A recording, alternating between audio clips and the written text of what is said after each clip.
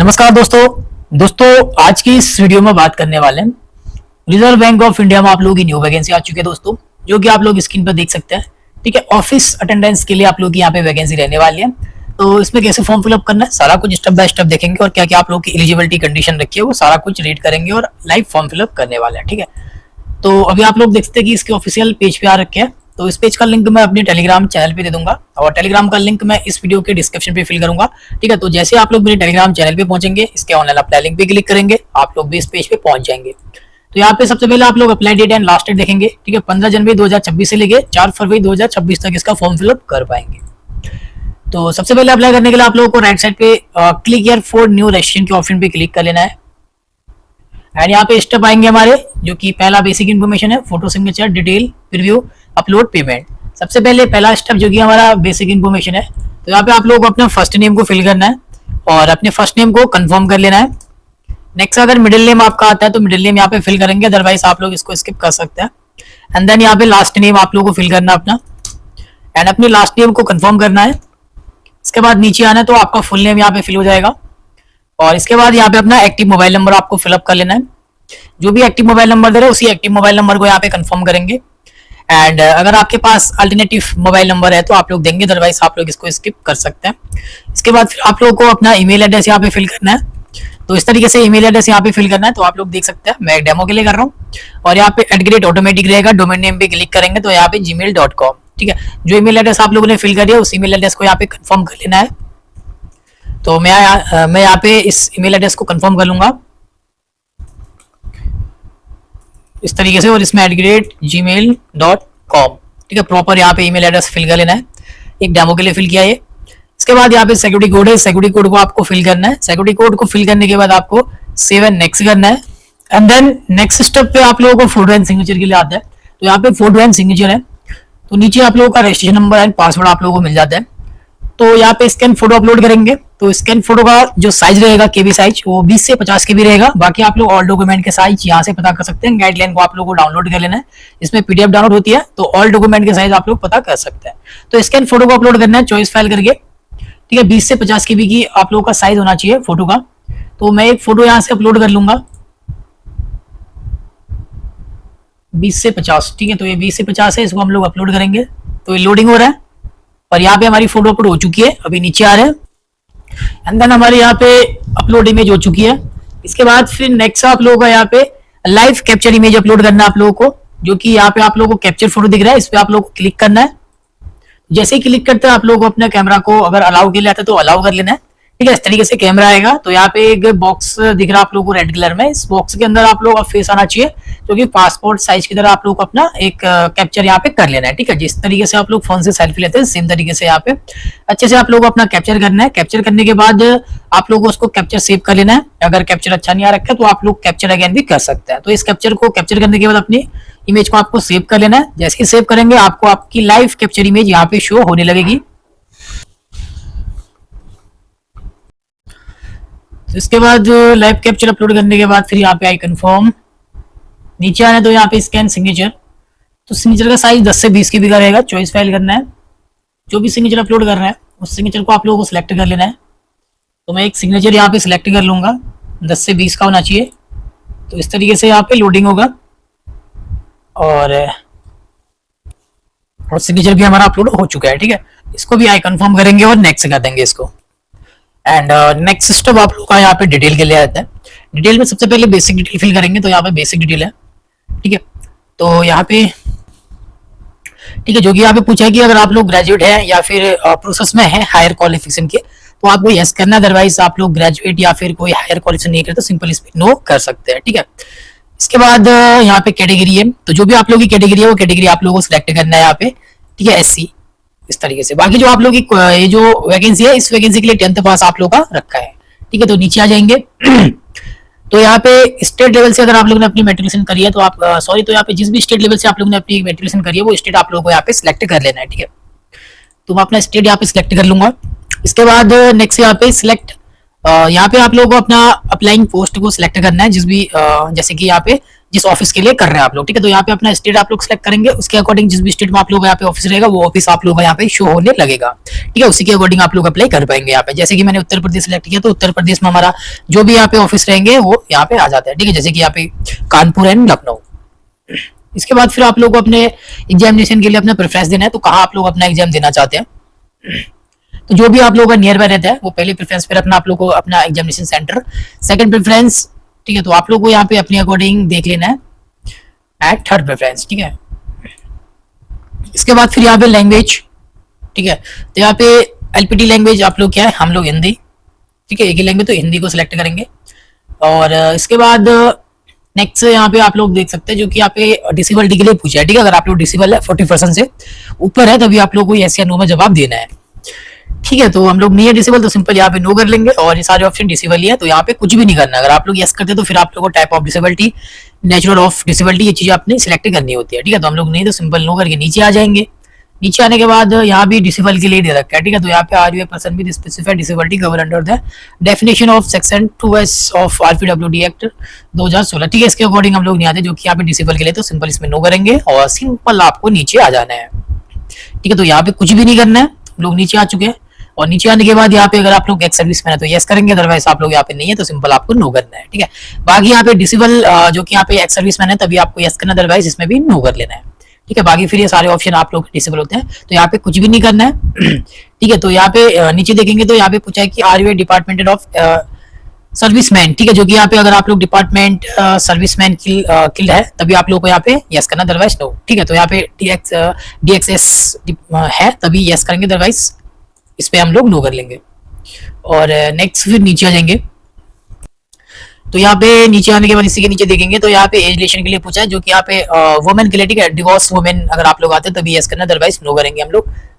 इसके बाद फिर नेक्स्ट है यहाँ पे, तो यहाँ पे पूछा है कि अगर आप लोग करंट में फुल टाइम आरबीआई में स्टाफ है तभी आपको यस करना, अदरवाइज आप लोग को यहाँ पे नो कर लेना है, ठीक है। बाकी अगर आप लोग आरबीआई में स्टाफ है फुल टाइम तो आपको यस करेंगे, तो फिर आप यहाँ पे आप लोग को अपना पीएफ इंडेक्स नंबर यहाँ पे देना पड़ेगा। और यहाँ पे आर यू एक्स एम्प्लॉय, ठीक है। अगर आप लोग आरबीआई के एक्स एम्प्लॉय हैं तभी यस करेंगे, अदरवाइज नो, ठीक है। यस करते तो फिर यहाँ पे आप लोग को अपना एक्सपेंस बताना है मंथ पे, ठीक है, कितने मंथ का आप लोग का एक्सपेंस था। इसके बाद फिर नेक्स्ट यहाँ पे आधार वेरिफिकेशन, तो यहाँ पे कंसर्ट देना आप लोग को, यस या नो आप लोग कर सकते हैं, तो हम लोग यस कर रहे हैं। इसके बाद यहाँ पे अपना आधार कार्ड नंबर आपको फिलअप कर लेना है। अगर आपके पास पैन कार्ड नंबर है तो आप लोग पैन कार्ड नंबर भी फिल कर सकते हैं, अदरवाइज यहाँ पे आप लोग इसके भी कर सकते हैं। एंड देन नेक्स्ट यहाँ पे नेशनलिटी, तो हमारे इंडियन, ठीक है। इसके बाद नेक्स्ट यहाँ पे are you proficiency in the language, ठीक है, जिसमें कि आप लोग आपकी जो भी लोकल लैंग्वेज है उसमें आपकी प्रोफिशिएंसी होनी चाहिए, जिसमें कि आप लोग यहाँ पे रीड कर सके, राइट कर सकते, स्पीक बोल सके, ठीक है। और आप लोग की समझने की यहाँ पे अंडरस्टैंडिंग होनी चाहिए उस लैंग्वेज को, ठीक है। तो हम लोग सिंपल यहाँ पे यस कर देंगे। और इसके बाद फिर नेक्स्ट यहाँ पे आ जाएंगे, ठीक है। तो नीचे भी आप लोग देखेंगे तो यहाँ पे अगर आप लोग एम्प्लॉय है, ठीक है, गवर्नमेंट सर्विस, ठीक है, जिसमें भी अगर आप लोग है तभी आप लोग यहाँ पे यस करना है किसी भी ऑर्गेनाइजेशन में, जैसे कि यहाँ पे गवर्नमेंट में, ठीक है, या industrial undertaking, PSU, PSB, public sector, finance institution. तो अगर आप लोग एम्प्लॉय है तो यस करेंगे, अदरवाइज यहाँ पे सिंपल नो कर लेना आप लोग को। इसके बाद फिर नेक्स्ट अपना यहाँ पे रिलीजन आप लोगों को सिलेक्ट करना है, तो हमारा हिंदू, ठीक है, जो भी आपका धर्म है। और नीचे आएंगे तो नीचे आप लोग यहाँ पे पर्सनल डिटेल है, तो यहाँ पे आप लोग अपनी डेट ऑफ बर्थ को फिल करना है, जो भी आप लोगों की डेट है और जो आप लोगों का मंथ है, जो ईयर है, ठीक है। डेट ऑफ बर्थ यहाँ पे फिल करेंगे तो आपकी एज यहाँ पे काउंट हो जाती है। इसके बाद नीचे आ जाएंगे, नीचे आने के बाद जेंडर देना है, मेल या फीमेल। और इसके बाद यहाँ पे do you have twin brother sister, ठीक है। अगर आप लोग जुड़वा भाई बहन तो यस करेंगे, अदरवाइज सिंपल आप लोग को यहाँ पे नो कर लेना है, ठीक है। नहीं है तो अगर जुड़वा भाई बहन तो यहाँ पे आप लोग को अपने जुड़वा भाई बहन का नेम यहाँ पे देना है और जेंडर बताना है, मेल या फीमेल है, ठीक है। अदरवाइज नो कर दिए तो डिसेबल हो चुके हैं दोनों ऑप्शन। और यहाँ पे मैरिटल स्टेटस देना आप लोगों को, मैरिड या अनमैरिड, ठीक है। और नेक्स्ट फिर नीचे यहाँ पे आप लोग अपने फादर का नेम देंगे और नेक्स्ट यहाँ पे मदर का नेम। और इसके बाद फिर हम लोग नीचे आ जाएंगे। नीचे आने के बाद यहाँ पे एड्रेस फॉर करस्पॉन्डेंस एड्रेस देना आप लोगों को, तो जो भी आप लोगों को एड्रेस लाइन 1 है, एड्रेस लाइन 2 है, एड्रेस लाइन 3 है, ठीक है, ये चीज अपने अकॉर्डिंग फिल करना है। और यहाँ पे अपनी डिस्ट्रिक्ट देंगे, अपना स्टेट सिलेक्ट करेंगे आप लोग, और यहाँ पे अपना पिन कोड आप लोगों को फिलअप कर लेना, जो भी आपका पिन कोड है। इसके बाद पूछा है नीचे आप लोग का परमानेंट एड्रेस है, अगर आपका करस्पॉन्डेंस एड्रेस और परमानेंट एड्रेस सेम है तो आप लोगों को इस सेम के बॉक्स में चेक बॉक्स करना है, तो आपका एड्रेस यहाँ पे कॉपी हो जाता है, ठीक है। अलग अलग है तो 1 क्लिक ही रहने देना आपको, और मैनुअली अपना करस्पॉन्डेंस और परमानेंट एड्रेस को मैन्युअली फिल कर सकते हैं। ठीक है, सेम है तो यहाँ पे चेक बॉक्स कर लेना है। इसके बाद फिर आप लोगों को अपने यहाँ पे जीएसटी इनवॉइसिंग सिलेक्ट करना है, कौन सा आप लोग का यहाँ पे एड्रेस है, करस्पॉन्डेंस या परमानेंट। नीचे आ जाएंगे, नीचे आप लोगों को बैंक की डिटेल देनी है, तो यहाँ पे अकाउंट होल्डर का नेम आपको फिल करना है और यहाँ पे नेक्स्ट अपने बैंक अकाउंट नंबर आप लोगों को फिल करना है एंड अपने बैंक अकाउंट नंबर को यहाँ पे कंफर्म कर लेना आप लोगों को। इसके बाद अपने बैंक का ब्रांच नेम आप लोगों को फिल करना है। इसके बाद अपना टाइप ऑफ अकाउंट बताना है, सेविंग है करंट। ठीक है, हमारा सेविंग है। इसके बाद अपने बैंक का आईएफएससी कोड आप लोगों को फिल करना है और नीचे आ जाना है। तो नीचे आप लोगों की कैटेगरी वाइज जो भी फीस रहेगी वो आप लोगों को अमाउंट यहाँ पे दिखेगा। कि सारी डिटेल आप लोगों को अच्छे से 1 बाय 1 फिल करने के बाद इसको वैलिडेट करना है। वैलिडेट सक्सेसफुल होगा, उसके बाद आप लोगों को इसको सेव एंड नेक्स्ट करना है। एंड देन नेक्स्ट स्टेप, अभी भी हम लोग डिटेल में है, तो बेसिक डिटेल हमारी कंप्लीट हो चुकी है। अभी आप लोगों को यहाँ पे क्वालिफिकेशन, एक्सपीरियंस एंड लैंग्वेज है। तो सबसे पहले यहाँ पे आप लोगों को अपनी एजुकेशनल क्वालिफिकेशन यहाँ पे फिल करनी है। तो इससे पहले हम लोग एक बार नोटिफिकेशन को रीड आउट करते हैं। तो यहाँ पे आप लोग देख सकते हैं, ठीक है, आरबीआई के ऑफिशियल नोटिफिकेशन में टोटल जो पोस्ट आप लोग की 572 है। ठीक है, और जो आप लोग की पोस्ट है ऑफिस अटेंडेंस के लिए रहेगी। तो नीचे आते हैं हम लोग, तो इसकी इंपोर्टेंट डेट में देखेंगे apply date and last date and यहाँ पे एग्जाम की डेट भी दे रखी है आप लोगों को। ठीक है, और हम लोग देखेंगे यहाँ पे वैकेंसी की डिटेल। तो यहाँ पे आप लोग देख सकते हैं दोस्तों, नेम ऑफ ऑफिस। ठीक है, तो जिस भी स्टेट के लिए करें उसके अकॉर्डिंग आप लोग को उस स्टेट का जो भी ऑफिस रहेगा तो यहाँ पे आप लोग देख सकते हैं। ठीक है, ऑफिस वाइज आप लोग यहाँ पे जिस भी ऑफिस के लिए अप्लाई कर रहे हैं, कैटेगरी वाइज आप लोग यहाँ पे वैकेंसी दे रखी है, तो आप लोग यहाँ पे ऑफिस वाइज, कैटेगरी वाइज अपनी यहाँ पे वैकेंसी को चेकआउट कर सकते हैं। ठीक है, ये चीजें आप लोग को देख लेनी है। इसके बाद तो जो भी इंपॉर्टेंट डिटेल रहेगी वही हम लोग यहाँ पे रीड करेंगे। ठीक है, बाकी चीजें हम लोग स्किप करेंगे यहाँ पे। इसके बाद नेक्स्ट हमारा यहाँ पे थोड़ा और स्क्रॉल डाउन करते हैं हम लोग। ठीक है, तो ये चीज आप लोग को रीड आउट कर लेनी है। एलिजिबिलिटी क्राइटेरिया, ठीक है, तो यहाँ पे आप लोग को एज लिमिट के लिए दे रखा है जो कि 18 से लेकर 25 साल तक के कैंडिडेट यहाँ पे फॉर्म फिलअप कर पाएंगे। बाकी रिलेशन की बात करेंगे तो किस कैटेगरी में कितना आप लोगों को एज के लिए छूट दिया जा रहा है। एससी एसटी के लिए यहाँ पे 5 साल की छूट। ठीक है, तो इस तरीके से आप लोग को यहाँ पे देखना है ओबीसी एनसीएल के लिए कितना दिया जा रहा है और डिसेबिलिटी के लिए कितना दिया जा रहा है, एक्स सर्विसमैन के लिए कितना दिया जा रहा है। तो ये चीज आप लोग यहाँ से चेकआउट कर सकते हैं। ठीक है, इसके बाद नेक्स्ट यहाँ पे एजुकेशनल क्वालिफिकेशन, तो यहाँ पे देख सकते हैं जो कि यहाँ पे 10th स्टैंडर्ड आप लोगों का होना चाहिए दोस्तों। ठीक है, और नीचे आ जाएंगे तो नीचे स्कीम ऑफ सिलेक्शन। ठीक है, तो यहाँ पे आप लोगों का ऑनलाइन टेस्ट रहेगा। सिलेबस यहाँ से आप लोग देख सकते हैं। ठीक है, टोटल 120 क्वेश्चन रहेंगे, 120 मार्क्स का रहेगा, 90 मिनट का आप लोगों का टाइम रहेगा। ठीक है, तो ये चीज आप लोग को देख लेनी है। तो चलिए अभी हम लोग फॉर्म फिलअप करते हैं। तो आप लोग ने क्वालिफिकेशन को देख लिया होगा, नोटिफिकेशन को रीड आउट कर लिया होगा। तो सबसे पहले यहाँ पे एग्जाम पास जो कि यहाँ पे एसएससी, ठीक है, मैट्रिकुलेशन, तो इसका सिंपल आप लोगों को यहाँ पे डेट ऑफ पासिंग देना है। तो कौन सी ईयर पे आप लोगों ने अपनी 10th को पास किया है वो ईयर आप लोगों को सिलेक्ट करना है एंड मंथ अपना सिलेक्ट करेंगे और डेट अपनी सिलेक्ट करेंगे इस तरीके से। परसेंटेज ऑफ मार्क्स, ठीक है, जो भी आप लोगों की परसेंटेज बनी हो 10th में वो परसेंटेज फिल करेंगे।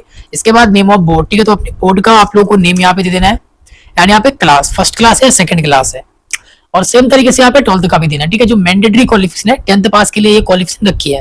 अगर आप लोगों ने 12th आपके पास नहीं है तो आप लोग इसको स्किप कर सकते हैं। बाकी आप लोगों ने 10th 12th ग्रेजुएशन कर रखा है तो आप लोग यहाँ पे दे सकते हैं अपनी डिटेल 12th की भी। ठीक है, अगर 12th कर रखा है तो यहाँ पे डिग्री सब्जेक्ट है, तो यहाँ पे आप लोग अपने 12th के सब्जेक्ट भी फिल कर सकते हैं या फिर अपना स्ट्रीम भी बता सकते हैं कि 12th में साइंस है या आर्ट है या कॉमर्स है। ठीक है, और यहाँ पे डेट ऑफ पासिंग आप लोग को देना है, यहाँ पे परसेंटेज देनी है 12th की, नेम ऑफ बोर्ड यहाँ पे बताना और क्लास यहाँ पे बताना है। ठीक है, जिस तरीके से 10th का दे रखा है सेम तरीके से 12th का भी फिल करना है अगर है तो। ठीक है, अदरवाइज 10th की यहाँ पे मैंडेटरी रहेगी।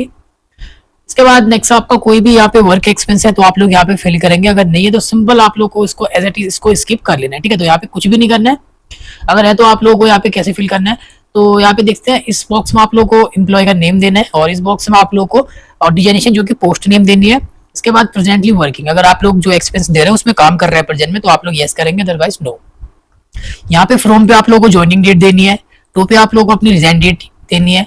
ठीक है, और नेचर ऑफ ड्यूटीज अपनी बतानी है, रीजन ऑफ लिविंग, किस वजह से जॉब छोड़ा है, इतना आपको देना है, आपका एक्सपेंस यहाँ पे काउंट हो जाएगा। बाकी एक्सपेंस नहीं है तो आप लोग इसको स्किप कर सकते हैं।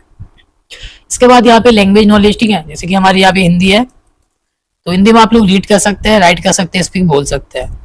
अदर कोई लैंग्वेज तो वो भी आप लोग यहाँ पे दे सकते हैं, जैसे कि हमारे यहाँ पे इंग्लिश रीड कर सकते हैं और राइट कर सकते हैं, स्पीक बोल सकते हैं, और तीसरी कोई लैंग्वेज तो आप लोग दे सकते हैं, अदरवाइज आप लोग इसको स्किप भी कर सकते हैं। बाकी एक लैंग्वेज यहाँ पे मैंडेटरी है। ठीक है, बाकी आप लोग दूसरी लैंग्वेज दो या ना दो उससे कोई फर्क नहीं पड़ता, एक लैंग्वेज यहाँ पे देनी जरूरी है।